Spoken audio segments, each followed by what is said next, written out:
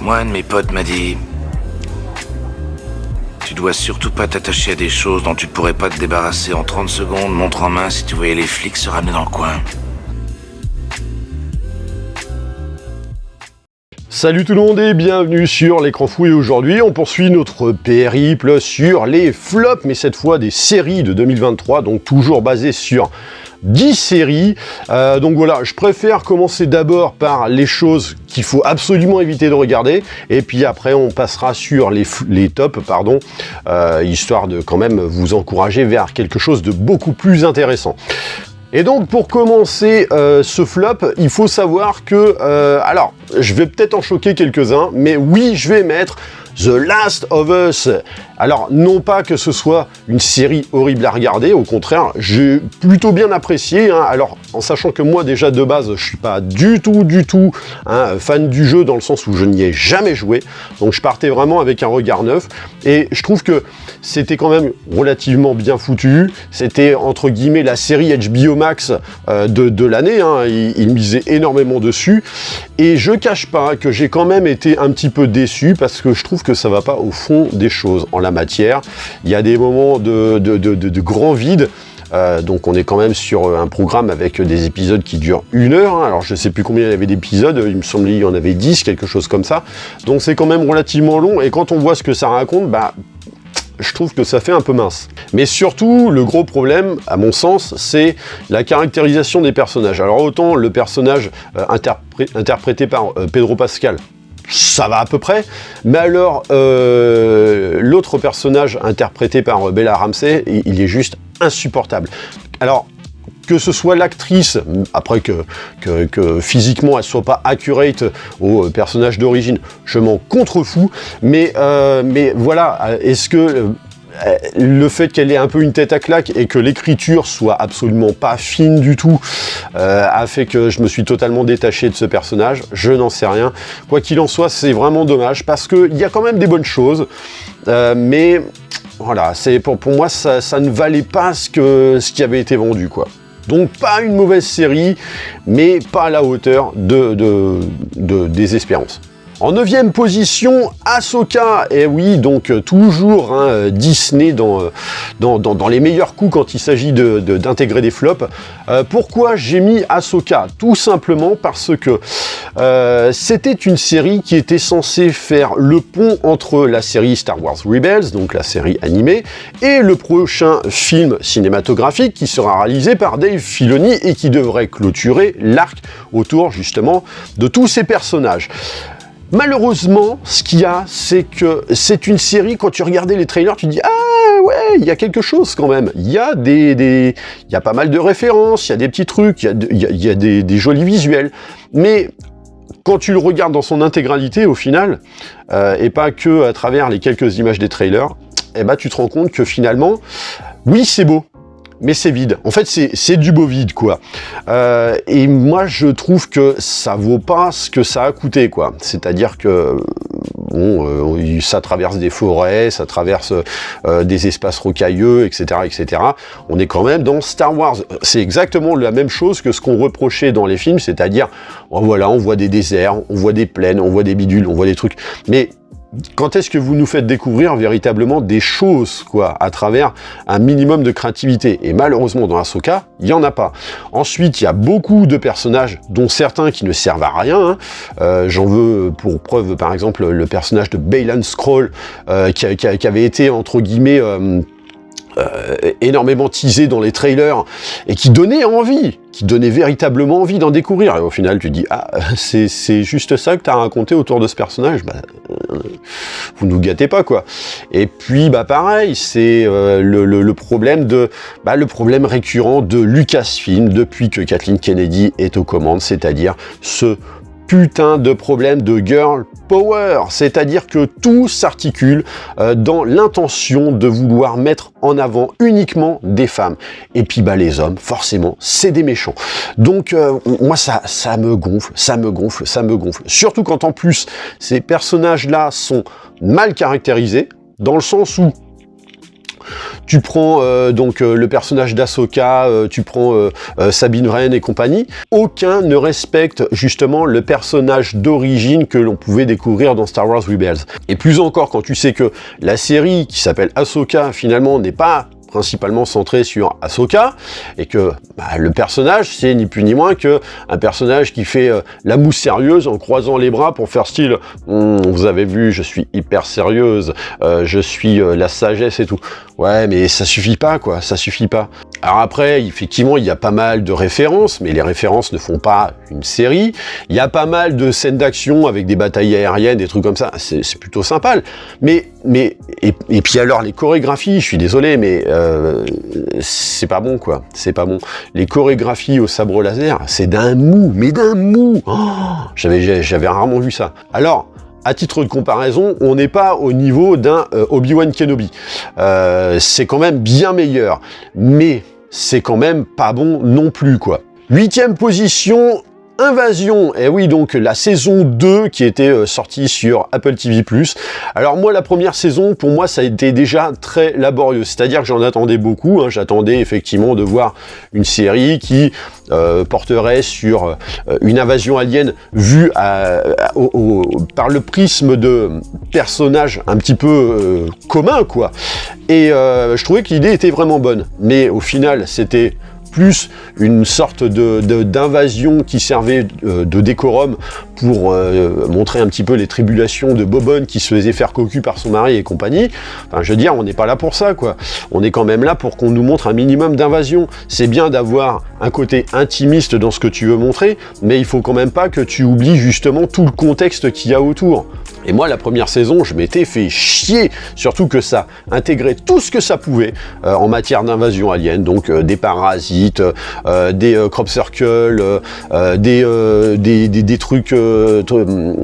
trucs invisibles, enfin de tout, mais en fait, il n'y avait aucune cohérence. Donc, il disait justement, alors c'était Simon Kinberg qui produit justement la série, il avait dit qu'effectivement, il y avait 250 millions de dollars sur une saison 1 et 2. Donc, on s'attendait effectivement à avoir beaucoup plus de choses, à avoir beaucoup plus d'ampleur dans la deuxième saison. Et ben en fait, on est confronté à une série qui est un pétard mouillé absolu. C'est-à-dire que les personnages sont encore plus débiles que ça ne l'était avant. L'invasion alien, je crois que c'est l'invasion alien la plus éclatée que j'ai vue sur un support audiovisuel, hein. Pourtant, il y en a des pourris, hein, je peux vous le dire. Mais là, waouh, déjà, les aliens, alors bon, à la base, alors j'ai spoilé, hein, mais les aliens finalement, avant c'était des espèces d'oursins géants, maintenant c'est des espèces de pitbulls hyper agressifs, mais tu te dis, et ce sont ces aliens-là qui ont conçu toute la technologie qui permettrait effectivement de créer cette invasion. J'y crois moyen, quoi. Et c'est surtout que c'est la pire invasion que tu aies jamais vue. C'est-à-dire que d'une saison à l'autre, on découvre finalement que la planète a été quand même pas mal décimée, alors que tu as l'impression que finalement il y a 10 aliens sur la planète en tout, quoi. Qu'est-ce qui se passe? Donc l'invasion n'est que une toile de fond où tu découvres que finalement le plus gros problème sur cette planète, c'est pas l'attaque extraterrestre, c'est plutôt le fait qu'il y a une guerre sur cette planète, mais entre humains. Donc voilà. Et alors, et la fin, ça tourne en eau de boudin, c'est-à-dire que bon, il y a de l'onirisme, il y a tout ce que tu veux. On essaie d'en rajouter des triples couches, mais tu sais pas non plus où ça va. Pareil, ça joue énormément la carte du suspense, mais pourquoi? On n'en sait absolument rien, puisque à chaque fois que finalement on te fait des révélations, tu dis « Ah bon, c'était ça que vous vouliez nous cacher depuis le début ?» Bon ça fait plouf, quoi. Donc non, pas du tout intéressant, je sais même pas si je regarderai la 3e saison. 7e au classement, Secret Invasion, eh oui, une série Marvel, hein. Donc voilà ce que ça donne quand on a un potentiel assez intéressant pour pouvoir en faire quelque chose, voilà, dans l'esprit des séries d'infiltration, d'espionnage et compagnie, à travers un support Marvel, mais qui raconte un truc totalement pété, mais vraiment, hein. Et c'est d'autant plus moche quand on sait que Samuel Leroy Jackson, un acteur que j'adore à la base, et plus encore, sur sa première partie de carrière. Après, effectivement, il est parti chez Marvel parce que, vous comprenez, faut payer un petit peu les impôts. Mais ceci étant, il tournerait moins de Marvel, il aurait peut-être moins d'impôts à payer. Il y a peut-être ça aussi à prendre en considération. Mais là, on en est rendu à ce que le mec finisse avec un personnage de télévision, mais pourri de chez pourri, quoi. C'est-à-dire que c'est limite devenu une loque humaine, il se laisse blouser par tout et n'importe quoi, alors qu'avant, il était quand même censé gérer les Avengers et compagnie. Tu dis, mais on en est rendu là, quoi. Et sachant que cette série est censée faire la passerelle entre Captain Marvel et The Marvels, mais que en fait, c'est d'une incohérence totale. Ça, c'est censé faire cette continuité, mais ça ne respecte pas pour autant la logique du truc. Donc c'est complètement hors sol. Et alors, le méchant, j'en parle pas, je crois que c'est un des pires méchants qu'on ait vu de l'univers Marvel. Pourtant, il y en a eu beaucoup, des mauvais méchants. Et pour une fin qui lorgne presque du côté de Dragon Ball Z, donc avec un combat, mais oh mon Dieu. C'est-à-dire qu'en fait, c'est là où c'est d'autant plus regrettable, c'est qu'on part sur une série qui parle d'infiltration, d'invasion secrète, comme le titre, et malheureusement, on finit avec un dénouement qui est un duel entre Sangoku et Vegeta, quoi. Et puis, forcément, derrière, en plus, alors, on utilise le côté des Avengers et compagnie, mais que quand ça arrange le truc, c'est-à-dire que on est sur le point de perdre la planète, quoi, mais non, quoi, Captain America, ça existe, ça? Thor? Iron Man? Connais pas. Dans ce monde-là, si, ils connaissent, mais que pour en intégrer un élément, que je ne vais pas spoiler, mais pour le reste, ça n'existe pas. C'est une série complètement foutraque. 6e position, Grease, Rise of the Pink Ladies. Alors voilà, j'ai même pas eu la capacité de tout finir, parce que de toute façon, il n'y avait pas grand-chose à sauver, rien que sur le postulat des premiers épisodes. Donc c'est une série qui, visuellement, techniquement, est pas dégueulasse. Je veux dire, voilà, il y a les côtés musicaux, etc. On est un petit peu dans cet esprit de Grease. Donc ça, là-dessus, il n'y a pas arnaque sur la marchandise. Mais sauf que le problème, c'est que derrière, pourquoi tu veux intégrer du langage inclusif et des éléments progressistes dans un truc qui se passe dans les années 50? Je veux dire, ça n'a aucune cohérence. Tu ne peux pas rendre un truc progressiste, woke, alors que de toute façon, avec des éléments qui n'ont rien à foutre là, quoi, qui n'ont rien à foutre dans cette époque. Donc ça dénature forcément tout le support, et ça te sort littéralement de la série. Donc en fait, c'est ça qui est dommage, c'est qu'il y avait un véritable potentiel qui a été gâché juste à cause du wokisme. Mais vraiment, vraiment, de chez vraiment. Et à travers 2 voire 3 épisodes, franchement, ça te suffit. T'es déjà vacciné pour ne pas avoir envie de reprendre une dose supplémentaire. 5e série du classement, Yu Yu Hakusho. Et là, je vais me faire taper dessus, mais oui, je suis désolé, c'est pas bon, quoi. Donc Yu Yu Hakusho, adaptation d'un manga proposé par Netflix, qui, alors je veux pas dire que je l'attendais, mais moi je connais un petit peu le manga, j'en avais regardé quelques épisodes quand j'étais jeune, j'avais pas tout regardé, mais là concrètement on se retrouve avec une série qui envisage d'adapter je ne sais pas combien d'épisodes de la série animée en 5 épisodes seulement sur Netflix. Et le résultat, oh, mon Dieu, quoi. C'est-à-dire que, à la différence, par exemple, de One Piece, on va faire la comparaison. One Piece, en fait, a fonctionné. Alors, je dis pas que ça fait partie des meilleures séries que j'ai vues cette année, mais One Piece, si ça fonctionnait, c'est que ça prenait véritablement en considération le fait que, de toute façon, on est dans un vrai délire, quoi, c'est-à-dire avec un décorum très fantaisiste, à la limite du cartoonesque. Dès le départ, on est intégré là-dedans. Alors que Yu Yu Hakusho, en fait, on implémente en fait des éléments fantaisistes dans un univers réel. Et ce qui fonctionne en manga ou en animé, malheureusement, ne fonctionne pas toujours en version live. Et là, on se retrouve avec 5 épisodes qui balayent très rapidement une intrigue qui aurait pu être un peu plus étoffée, mais qui s'attardent en contrepartie sur des combats qui sont mais interminables. Alors je dis pas qu'au niveau chorégraphie c'est pas bien, au contraire ça va, c'est plutôt pas mal, mais ce qu'il y a c'est que malheureusement quand tu affrontes un personnage réel qui est voilà qui se bagarre bien, hein, c'est pas le problème, mais face à déjà des ennemis en images de synthèse qui sont tout bonnement affreux, déjà c'est compliqué, et c'est surtout que les combats sont interminables, quoi. Sur un épisode, les combats ça peut durer 20 minutes, quoi. C'est trop long, alors qu'à côté de ça, ça expédie tout le reste, quoi. Et alors je vais être méchant, hein, mais vraiment, je vois pas, à part avoir 10-12 ans, je vois pas comment on peut aimer cette série, quoi. Même en étant fan de Yu Yu Hakusho, enfin, personnellement, il vaut mieux revoir une deuxième fois la série animée, plutôt que de regarder ça, hein, parce que au moins ce qu'il y a c'est que ça comprend l'humour dans la série animée. Ici en fait il y a tellement de bordel que voilà ça essaie d'être fantastique, onirique, d'être également humoristique et tout, mais le mélange ne prend pas, parce que les ingrédients sont incompatibles entre eux dans un univers qui malheureusement est ancré dans le réalisme. Tout ce que n'était pas justement One Piece, et c'est pour ça que One Piece fonctionnait. Et ce, malgré ses défauts, hein, je dis pas. En 4e position, The Witcher, saison 3. Donc bah voilà ce que ça donne quand, quand on n'en a rien à branler, justement, de sa propre licence, ni même de l'acteur ultra bankable, pourtant, qui, à la base, en plus, est fan de la franchise, des jeux et des bouquins. Donc voilà ce que ça donne. Tout ça au profit du wokisme, encore une fois, je suis désolé, hein, je vais en gonfler avec ce terme-là, mais il faut arrêter de dire que non, le wokisme est un fantasme, c'est quelque chose qui n'existe pas. Je suis désolé, les gens qui font partie de cette communauté, vous étiez les premiers à vous en vanter quand c'était à la mode. Aujourd'hui, vous estimez que c'est un fantasme à partir du moment où tout le monde commence à détester ça. Donc non, et là, je suis désolé, mais The Witcher, ce n'est que ça.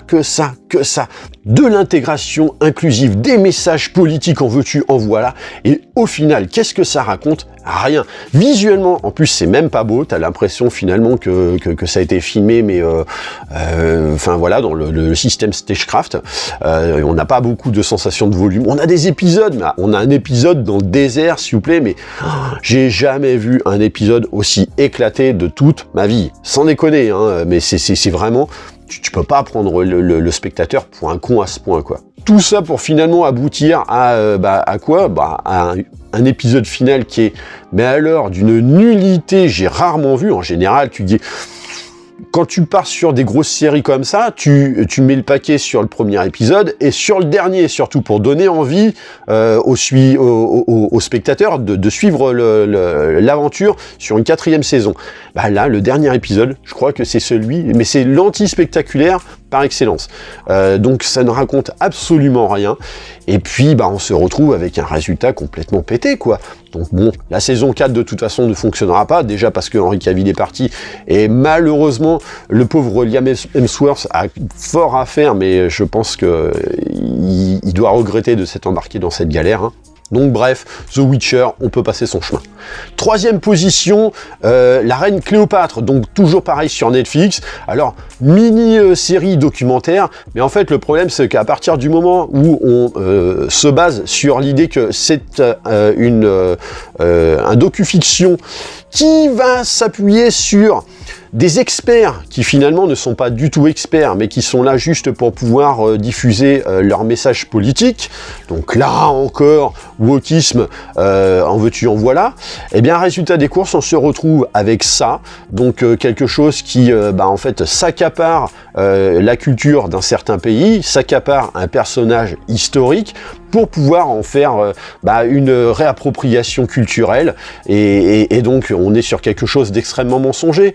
Et autant je suis d'accord que on peut très bien dire que la reine Cléopâtre, on sait pas en fait au niveau de ses origines, parce que on savait pas qui était sa mère. Oui, mais sauf qu'à partir du moment où tu sais que son père Ptolémée était on va dire avait un teint méditerranéen, tu peux pas derrière le faire interpréter par un noir. C'est exactement le même problème que, par exemple, prochainement Netflix qui produira le prochain film d'Antoine Fuqua avec Denzel Washington dans le rôle de Hannibal le Conquérant. Tu peux pas, c'est pas possible. Là, c'est se réapproprier justement une certaine culture, se réapproprier une part d'histoire, et d'ailleurs ça a fait gueuler les Égyptiens, hein, et à juste titre. Parce que, de toute façon, voilà, ça s'appuyait sur des pseudo-experts qui, en plus, ont été désavoués par leur propre corps de profession, alors que, effectivement, les vrais experts sont là à dire « Non mais attendez, c'est scandaleux, finalement, d'avoir gâché tout ça, quoi. »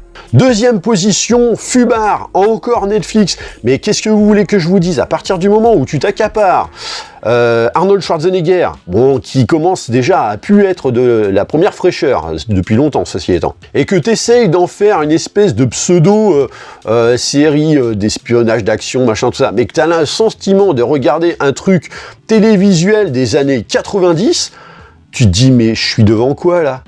Qu'est-ce que vous êtes en train de me faire regarder? Et alors, c'est complètement pété. La mise en scène est foireuse, les dialogues sont pourris, l'humour est nul, les personnages sont nuls, le scénario, ça n'a ni queue ni tête, ça n'a absolument aucun intérêt. Passez votre tour. Et en numéro 1, eh ben ouais, True Lies, voilà, donc série adaptée du film de James Cameron, qui lui-même était adapté de La Totale de Claude Zidi.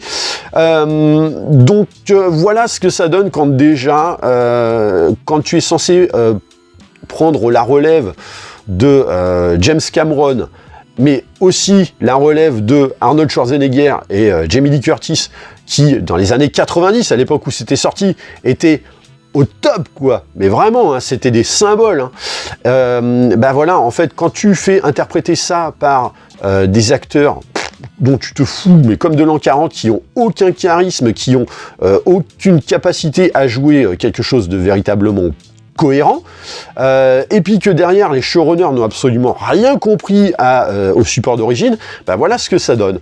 Donc en plus, au niveau de l'action, c'est franchement mauvais, la mise en scène est catastrophique.